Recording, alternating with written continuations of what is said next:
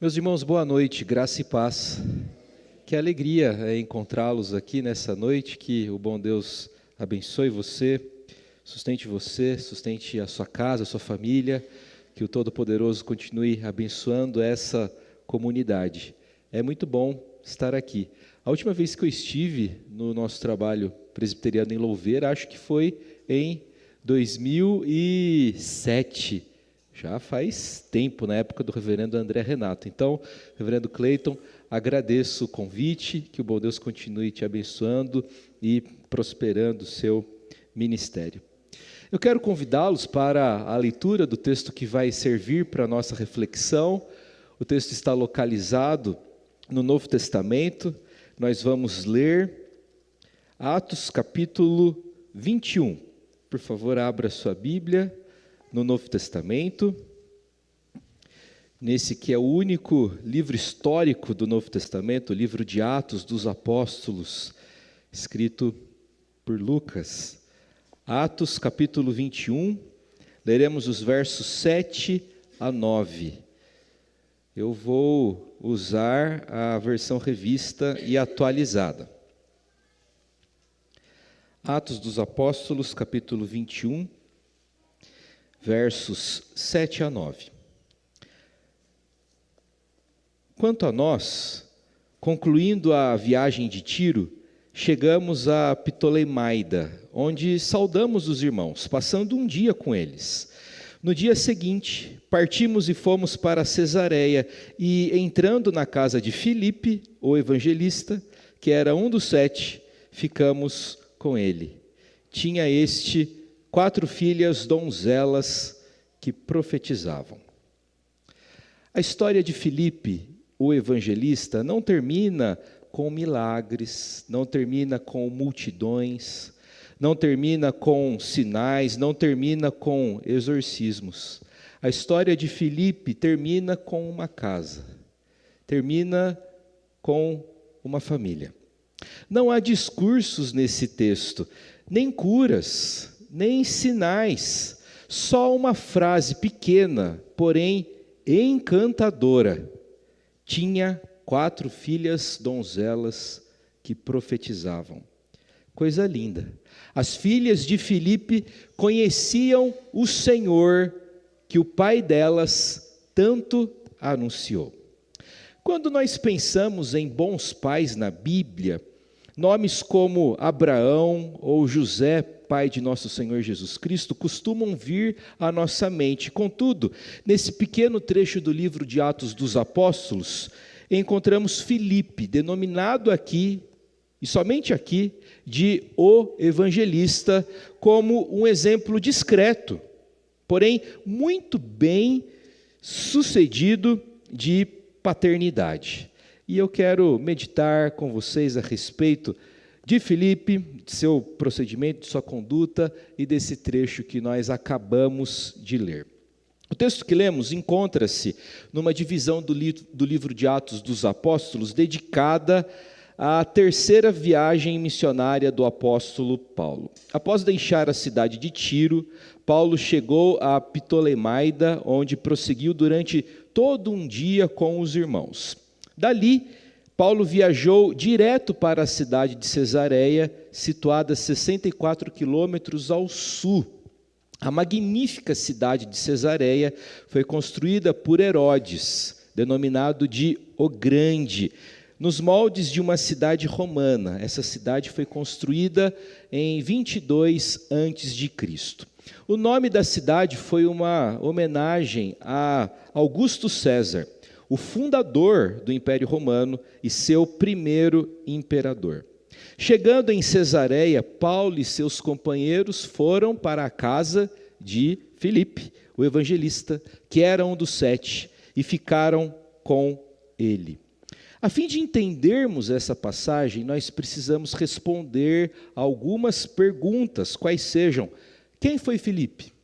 O que esse diácono da igreja de Jerusalém estava fazendo em Cesareia? Filipe, proeminente cristão judeu de fala grega, foi um dos pioneiros na proclamação das boas novas para além das fronteiras do judaísmo. Respeitado entre seus pares, respeitado entre os primeiros cristãos, Filipe foi eleito diácono da igreja de Jerusalém, conforme o registro do capítulo 6 do livro de Atos dos Apóstolos. Quando os cristãos foram obrigados a fugirem de Jerusalém por conta da perseguição que se levantou contra eles, depois da morte de Estevão, Filipe levou primeiramente as boas novas a Samaria, cujos habitantes eram de origem étnica mista. Lá, Filipe pregou o evangelho, expulsou demônios e realizou muitas curas. Acontece que, depois disso, Filipe recebeu outro encargo evangelístico. Foi-lhe ordenado pelo Senhor que fosse para o lado do sul, no caminho que desce de Jerusalém a Gaza. É o que a gente encontra lá em Atos capítulo 8, verso 26. Notem que Deus conduziu Filipe para longe de Samaria, cenário da recente ação evangelística que foi altamente bem sucedida. Filipe foi conduzido por Deus para encontrar-se com o eunuco e foi instrumento do Altíssimo para que o eunuco tivesse o encontro transformador com o Senhor. Filipe foi conduzido por Deus e ele foi instrumento do eterno Deus para conduzir o eunuco à fé em Jesus.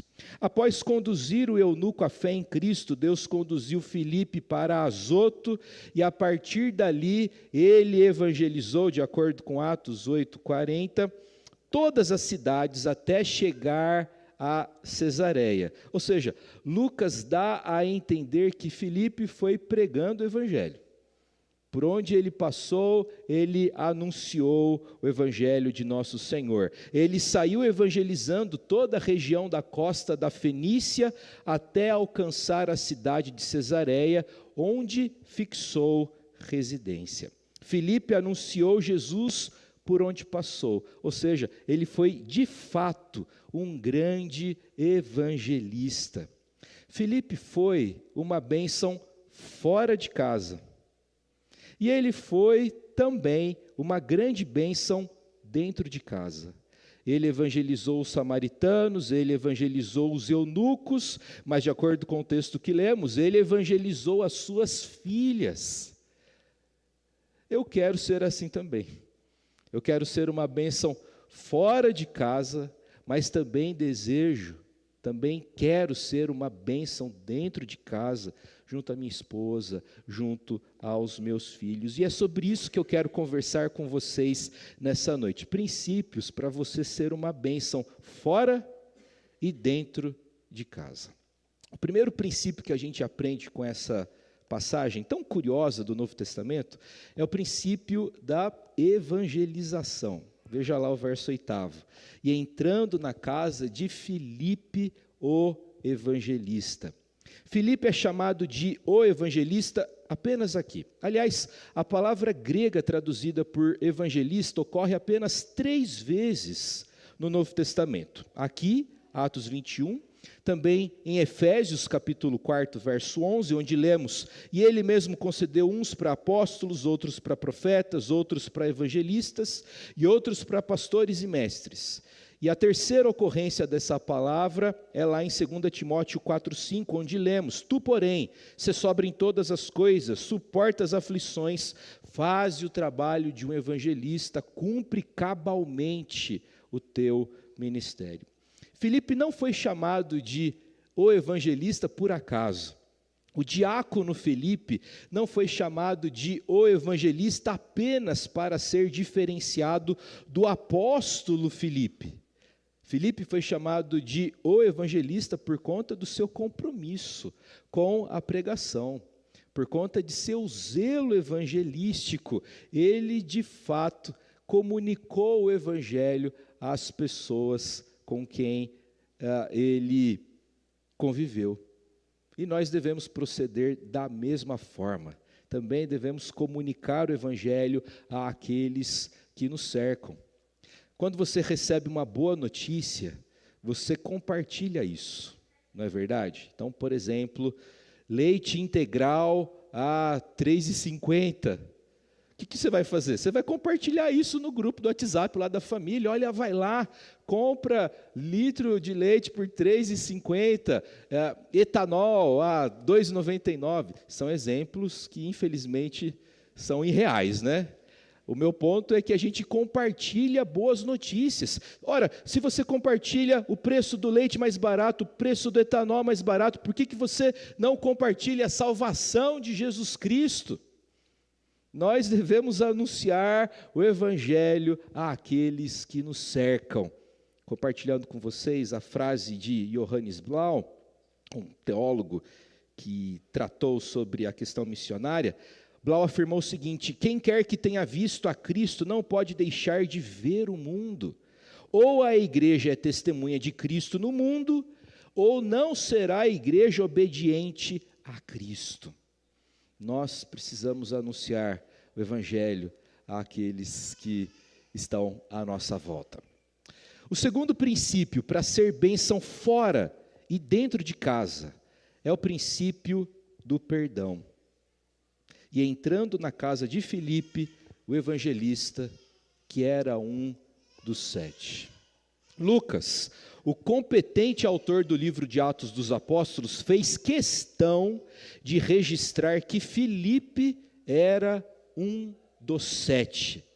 Filipe fazia parte da primeira junta diaconal da igreja cristã de Jerusalém, juntamente com Estevão, Prócoro, Nicanor, Timão, Pármenas e Nicolau. Esses 7 compunham a primeira junta diaconal da igreja de Jerusalém. A menção feita por Lucas de que Filipe pertenceu à primeira geração de diáconos lembra seus leitores de uma informação que já foi oferecida no início do livro. Paulo, no período anterior à sua conversão, na época em que ainda era chamado de Saulo, ele consentiu com a morte de Estevão. Ademais, ele foi um dos principais agentes da violenta e intensa perseguição que se levantou contra os crentes. Filipe, naquela ocasião, recebeu na sua casa um cara que consentiu no assassinato de seu amigo, Estevão, e ele recebeu na sua casa o homem que fez com que ele lá atrás saísse de casa. Filipe precisou sair de Jerusalém por conta da perseguição que era realizada por Saulo. Como isso é possível, gente? Isso foi possível por conta do perdão. Isso foi possível porque Filipe acreditava em Cristo. Filipe acreditava no Evangelho. Filipe acreditava no perdão do Senhor. E o Evangelho tem toda a relação com o perdão. O Evangelho é a boa notícia de que Deus em Cristo nos ama, apesar dos nossos deméritos. O Evangelho é a boa notícia de que Deus nos ama não por conta dos nossos méritos, mas a despeito dos nossos deméritos. Deus perdoa. Deus é Deus perdoador, Deus é Deus benigno, e Ele exige que seus filhos perdoem também. Na oração que nosso Senhor nos ensinou, nós aprendemos a orar da seguinte forma: perdoa as nossas dívidas, assim como nós perdoamos aos nossos devedores. Quando você é realmente ofendido, você tem 2 escolhas apenas. Quando você é ofendido de verdade. A primeira opção, você pode exigir vingança, fazendo com que a pessoa que te prejudicou pague pelo que ela fez. Essa é a primeira alternativa. A segunda alternativa, quando você é realmente ofendido, você pode perdoar essa pessoa, absorvendo em si a dor e o prejuízo daquele dano. Ou seja por meio da vingança, seja por meio do perdão, sempre alguém vai pagar pela injustiça. Filipe resolveu perdoar. Filipe resolveu dar uma nova chance. Filipe resolveu acolher. Ele recebeu na sua casa aquele que foi responsável pelo assassinato, um dos responsáveis pelo assassinato de Estevão e um dos agentes da perseguição que se levantou contra ele e seus demais irmãos da igreja de Jerusalém. Paulo, no futuro, fará a mesma escolha. Paulo, no futuro, também vai fazer a opção pelo perdão. Ele vai perdoar aquelas pessoas que não lhe deram suporte. Ao se lembrar da ausência de seus amigos em seu primeiro julgamento pelos romanos, Paulo decidiu não transformar aquela falta de apoio em marcador de página. Às vezes nós transformamos as faltas, as falhas, os vacilos das outras pessoas em marcadores de página, para a gente não se esquecer jamais. Eu nunca vou me esquecer daquilo que fulano me falou. E você transforma aquele episódio em um marcador de página, para nunca mais se esquecer daquilo. Paulo não fez essa opção. Ao se lembrar do vacilo de seus companheiros por não comparecerem à audiência, ele resolveu o seguinte, 2 Timóteo 4,16, que isto não lhe seja posto em conta. Paulo emprega aqui uma linguagem que vem do mundo contábil da época. Paulo está dizendo o seguinte: meu desejo, Deus, é que o Senhor não coloque, não compute o erro dessas pessoas. Nem sei se existe essa palavra, compute, mas vocês entenderam o meu ponto aqui, né? Paulo não fez a transgressão dos seus amigos um marcador de página. Você, meu irmão e minha irmã, precisa e deve perdoar. É possível que você precise perdoar seu pai. É possível que você precise perdoar a sua mãe, a sua esposa, seus filhos. O perdão é e sempre será difícil, mas sempre valerá a pena. O perdão não é fácil, o perdão não é divertido, mas sempre valerá a pena. Filipe perdoou. E é por isso que essa linda história aconteceu. Terceiro princípio, para você que quer ser uma bênção dentro da igreja e fora dela também, é o princípio da recepção e do acolhimento. No verso 8 lemos: ficamos com ele. Paulo e seus companheiros de ministério ficaram na casa de Filipe durante um tempo significativo. Não foi uma visitinha rápida não, hein? No verso 10 a gente lê o seguinte: demorando-nos ali alguns dias. Paulo e seus companheiros de ministério ficaram na casa de Filipe durante alguns dias. O fato de Paulo e seus companheiros terem ficado hospedados na casa de Filipe mostra que aquela era uma casa aberta, era uma casa acolhedora, era um ambiente saudável. Naquela casa, homens de Deus se sentiram bem. Homens de Deus se sentiram à vontade. Se fosse um lar bagunçado, desorganizado, desestruturado ou ímpio, isso não aconteceria, melhor dizendo. Paulo e Lucas tiveram muitos motivos para permanecerem naquela casa. O fato é que algumas casas, algumas famílias dão fome e outras famílias alimentam. O que eu quero dizer com isso? Algumas famílias mostram a falta que Deus faz, enquanto outras famílias revelam o bem que Deus faz. A casa de Filipe era essa casa do tipo que alimenta, pois ali Paulo, Lucas e os demais foram abençoados. Aquele foi um tempo de bálsamo, aquele foi um tempo de refrigério, aquele tempo foi um tempo de renovo. Durante aquele tempo na casa de Filipe, Paulo e seus companheiros se alimentaram física e espiritualmente. Com toda certeza, aquele tempo serviu para o crescimento, amadurecimento e desenvolvimento daqueles homens de Deus. Também é altamente provável que Lucas teve acesso às informações sobre a história de Filipe e sobre a própria história de Estevão nesse tempo que ele passou em Cesareia. Na minha imaginação, toda vez que Lucas via Paulo e Filipe conversando, ele se aproximava, escutava tudo com atenção e anotava no seu bloquinho. A recepção na casa de Filipe foi calorosa. O quarto e último princípio, para você que quer ser uma bênção dentro da igreja e fora dela, é o princípio da orientação. Verso 9, tinha 4 filhas donzelas que profetizavam. Esse verso me encanta.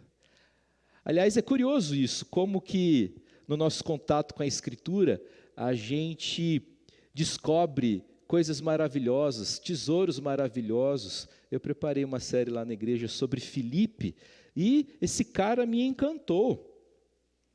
E o modo como Lucas trata nesse relato final sobre Filipe também é fascinante, porque mostra um cara que pregou para multidões sem esquecer, sem omitir a própria casa. Filipe era crente dentro da igreja e fora da igreja. Filipe ganhou cidades para Cristo, ele ganhou os samaritanos para Jesus, mas ele ganhou as suas 4 filhas para Cristo também.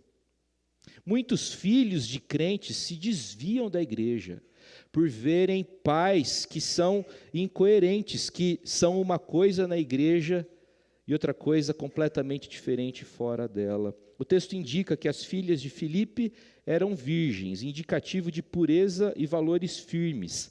Além disso, as filhas de Filipe também profetizavam. Não fica claro se Lucas quis que o leitor estabelecesse uma conexão entre a virgindade e os poderes proféticos. Isso não fica claro, mas é uma informação que foi oferecida por Lucas. O importante é que as meninas profetizavam. Profetizar é pregar a palavra de Deus. Profecia é a palavra certa que ilumina o momento incerto. Ao contrário do que muitos pensam na igreja primitiva, muitas mulheres pregavam e profetizavam. Filipe cultivou em seu lar um ambiente de fé viva, um ambiente de fé operosa. Meus irmãos, é melhor sussurrar o evangelho com frequência do que gritá-lo ocasionalmente. Filipe sussurrou o evangelho no ouvidinho das suas meninas. Filipe conduziu suas filhas a Jesus. Filipe conduziu os samaritanos. Filipe conduziu o eunuco etíope a Jesus, mas ele conduziu também as suas próprias filhas. E a reflexão a ser feita aos pais aqui presentes é essa: você está conduzindo seus filhos a Jesus? Você está levando seus filhos a Cristo? Aliás, quem está doutrinando seus filhos? Você ou a cultura? Você ou o Netflix? Você ou o YouTube? Gente, Filipe não ficou famoso como Pedro. Ele não escreveu cartas como Paulo. Ele não é tão conhecido como Estevão.